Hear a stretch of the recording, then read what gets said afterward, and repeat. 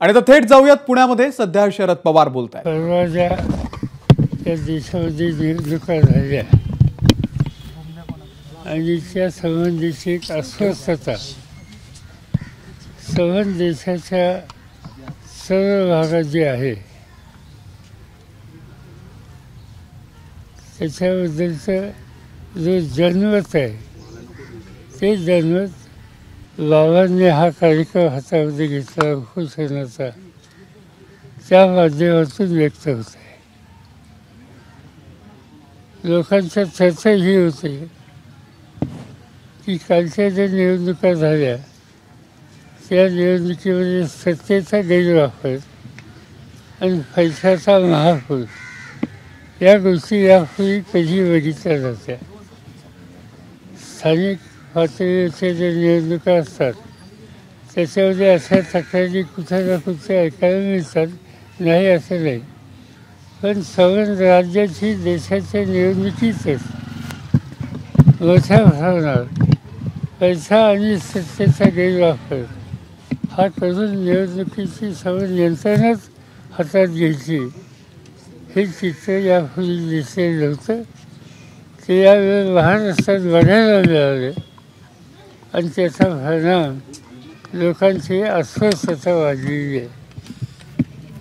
लोकांच्यातली जी चर्चा मी 2 दिवस ऐकतोय की कालच आंदोलनामधनं येत असताना आंदोलनाच्या बाहेर जे काही लोक भेटले त्या सगळ्यांना जयप्रकाश नारायणांची आठवण झाली.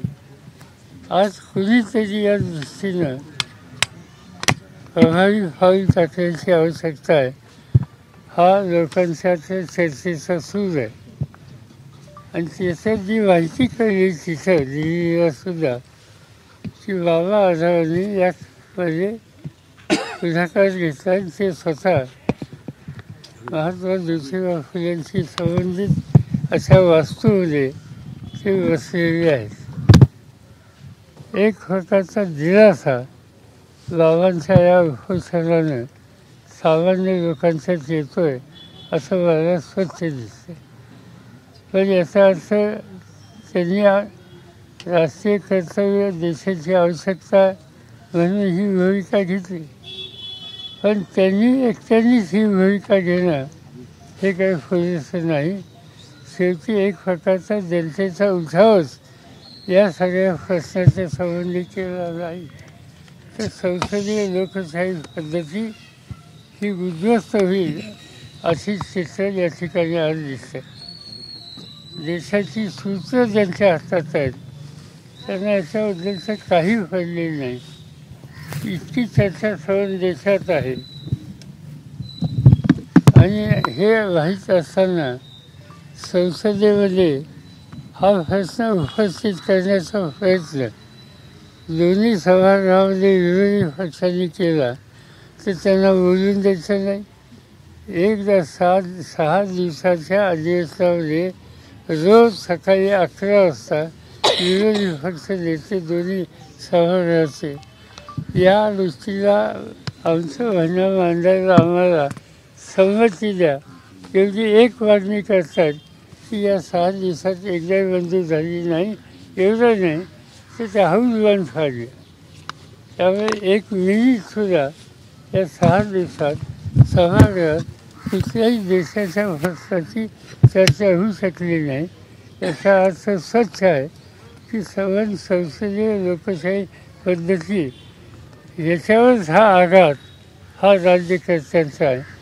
आणि याच्यासाठी आता तिथं काय चाललं आहे इथपर्यंत सीमित ठेवून चालणार नाही.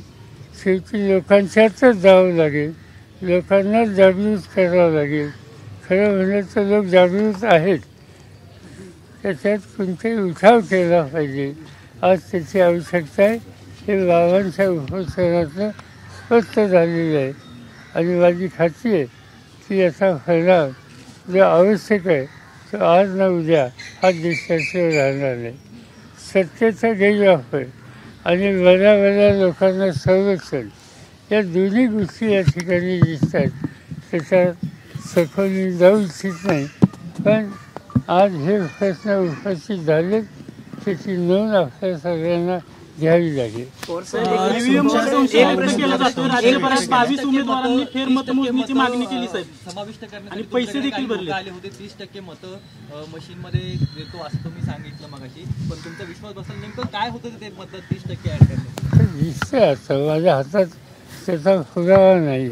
काही लोकांनी प्रेझेंटेशन आम्हाला केलं की हे या पद्धतीने करणं शक्य आहे, ते केलं नाही. तसेच आमची कमतरता आहे की आम्ही त्यांच्यावर विश्वास ठेवला नाही. आम्हाला असं वाटलं की निवडणूक आयोग इतक्या लोकांची भूमिका चुकीची घेईल असं आम्हाला वाटलं नाही. त्या संस्थेवर गैरविश्वास आम्ही व्यक्त केला नाही. पण निवडणुकीच्या नंतर याच्यात तथ्य असं काळापाशी दिसतं. ईव्हीएमवर संशय व्यक्त केला जातो. राज्यभरातील 22 उमेदवारांनी फेरमतमोजणीची मागणी केली आणि तसे पैसे देखील भरले. ठीक आहे, तसं फेरफार काय येते ते आपण बघूया. पण मला शंका वाटते याचं काही फार पुढे येईल. साहेब, शेवटच्या 2 तासात ना काँग्रेसच्या अनेक नेत्यांनी देखील आरोप केले, शेवटच्या 2 तासात राज्यात 7% वर मतदान झाले. बाळासाहेब थोरातांनी आकडेवारी सांगितले की शेवटच्या 2 तासात 5.5 लाखापेक्षा अधिक मतदान झाले. असं होऊ शकतं असं तुम्हाला वाटतं? आता ती आकडेवारी जी आलेली आहे शेवटच्या 2 तासाची ती धक्कादायक अशा प्रकारची आहे.